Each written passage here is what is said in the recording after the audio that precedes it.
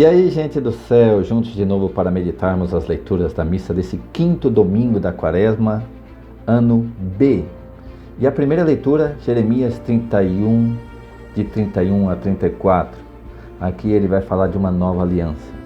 Na Bíblia, então, aparecem três alianças muito fortes. A primeira, que foi feita com Abraão, então foi feita uma aliança com um homem, Abraão. Depois com Moisés, que se estendeu a um povo, os judeus. E por fim, essa nova aliança em Jesus, que é feita com toda a humanidade.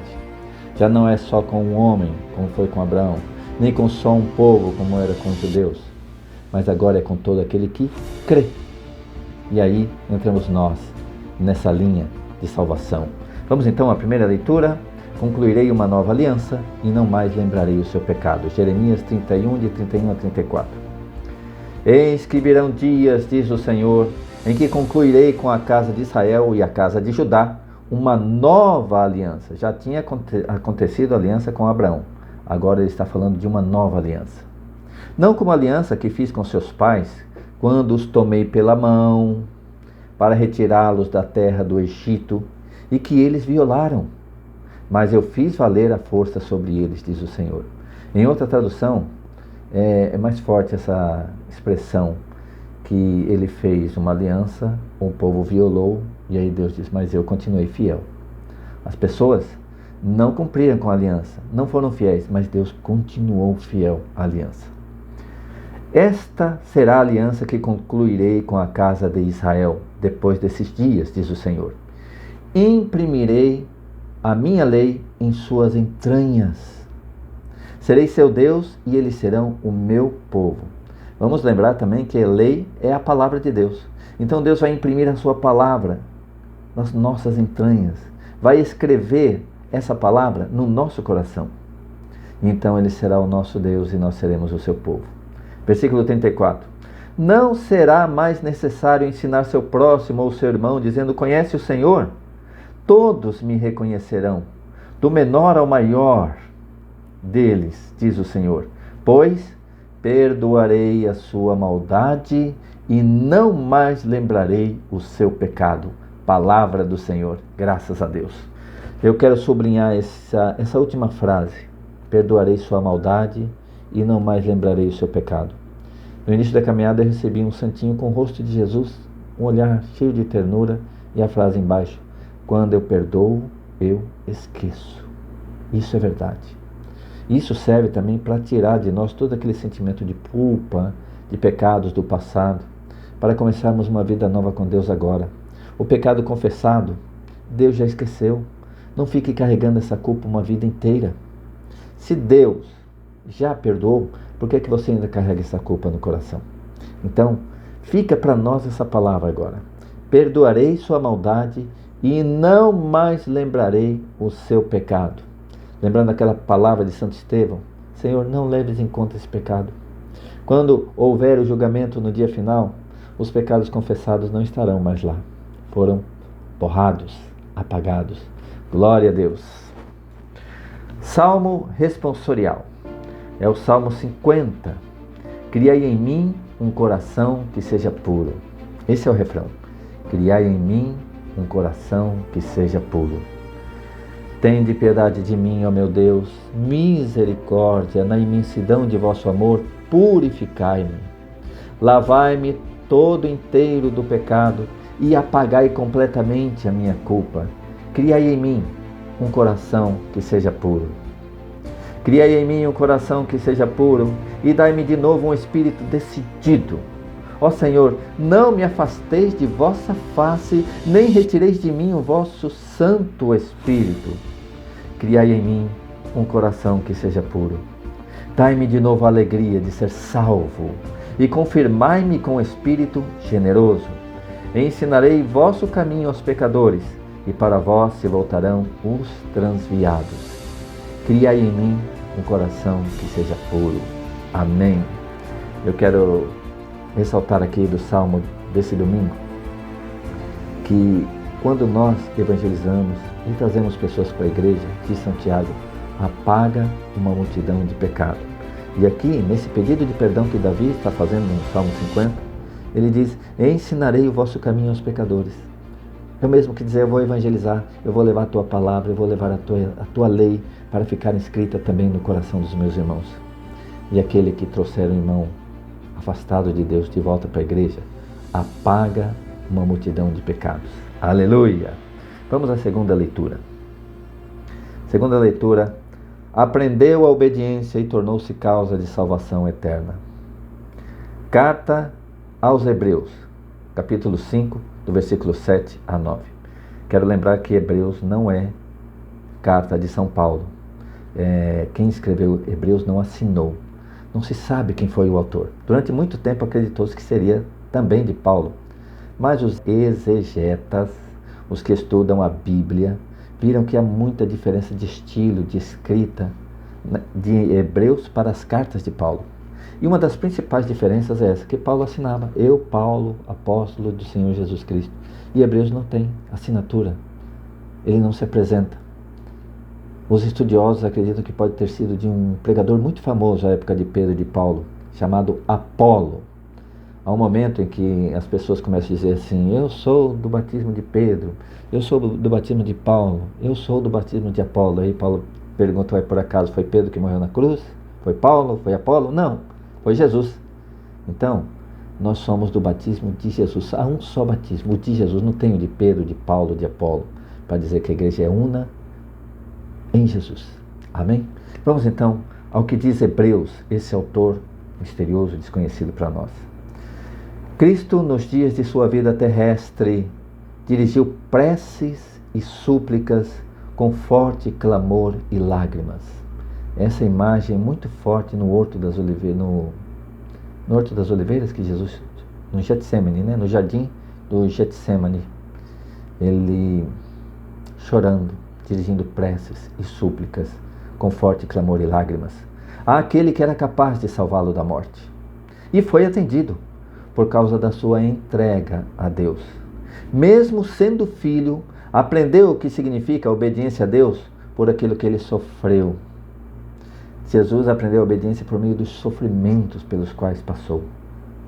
Mas, na consumação de sua vida, tornou-se causa de salvação eterna para todos os que lhe obedecem. Palavra do Senhor, graças a Deus. Irmãos, esse trecho é maravilhoso da carta aos Hebreus, dizendo que a morte de Jesus na cruz, o seu sacrifício, tornou-se causa de salvação para aqueles que obedecem a Jesus, para aqueles que têm a sua lei inscrita no coração. Ou seja, se a palavra de Deus está no nosso coração, quer dizer que nós a acolhemos, nós aceitamos e nós obedecemos. Então aqueles que creem mudam de vida. Por isso a mensagem de Jesus começou já nessa quaresma com arrependei-vos e crede. Não é só crer, é também arrepender. Não é só crer, é também mudar de vida. É ter a palavra escrita no coração. Então Jesus se torna a causa de salvação eterna para todos os que lhe obedecem. Amém. Vamos ao Evangelho. Evangelho. Se o grão de trigo cair na terra e morrer, produzirá muito fruto. Evangelho de Jesus Cristo segundo João, capítulo 12, de 20 a 33. Naquele tempo havia alguns gregos entre os que tinham subido a Jerusalém para adorar durante a festa. Aproximaram-se de Filipe, que era de Betsaida, da Galileia, e disseram, Senhor, gostaríamos de ver Jesus. Filipe combinou com André, e os dois foram falar com Jesus. Jesus respondeu-lhes, quando Jesus fica sabendo que gregos queriam vê-lo, gregos eram também chamados de pagãos, de gentios. Os gregos não faziam parte do povo dos judeus, mas alguns aderiam à fé dos judeus e eram admitidos. Só que eles tinham algumas restrições, tinham lugares no templo que eles não podiam frequentar. Eram admitidos, mas eles continuavam sendo como que um povo separado ali no meio dos judeus.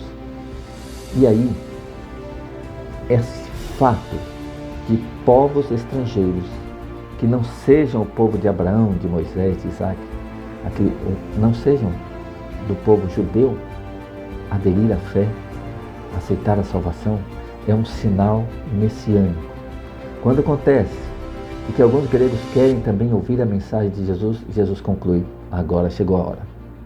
Está se aproximando a hora de eu ir para o sacrifício e de glorificar ao Pai na minha carne, no meu sangue. Olha só o que diz Jesus. Jesus respondeu-lhes: chegou a hora em que o Filho do Homem vai ser glorificado. A gente vê essa expressão glorificado como algo assim, de aplausos, de festa, não é? De aclamações. E na verdade, entre nós cristãos, glorificar a Deus muitas vezes é por meio do sacrifício, das dores, das perseguições. Quando se fala da morte de um santo, se fala, foi dessa forma que ele glorificou a Deus, imitando a Jesus. Como que Jesus glorificou ao Pai? Indo para a cruz, sendo obediente até a morte.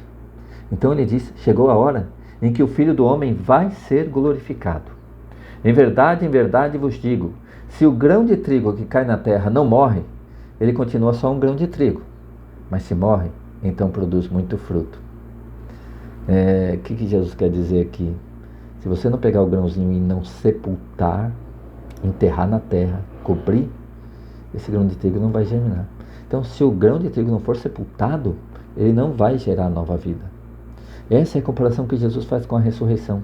Quando nós morremos, nós somos sepultados na terra. Mas se nós não passarmos por isso, nós não vamos ressuscitar um dia. E ele está falando aqui dele mesmo.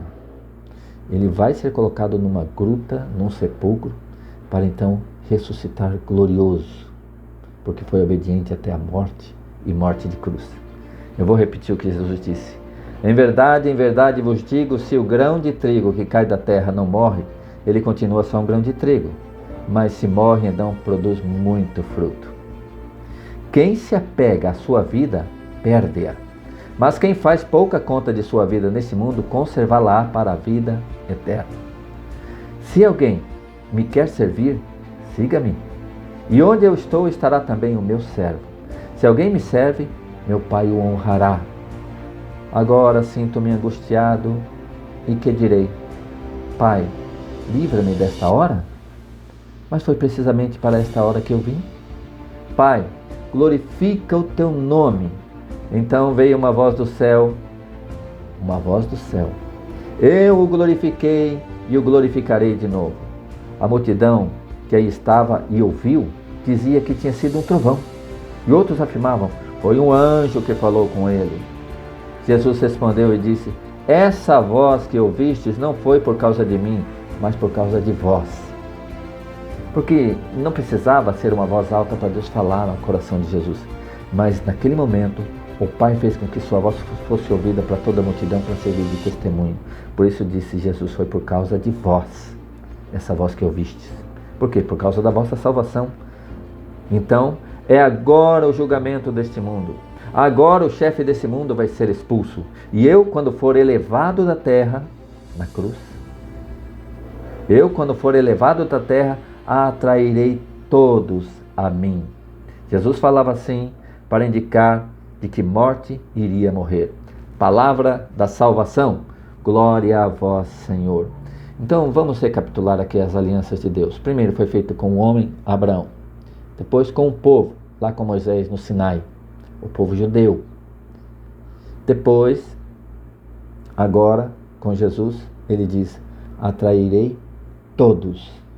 Quando gregos, quando gente de origem pagã, de outros povos que não judeus procuram Jesus, ele então declara agora, quando eu for levantado, atrairei todos a mim.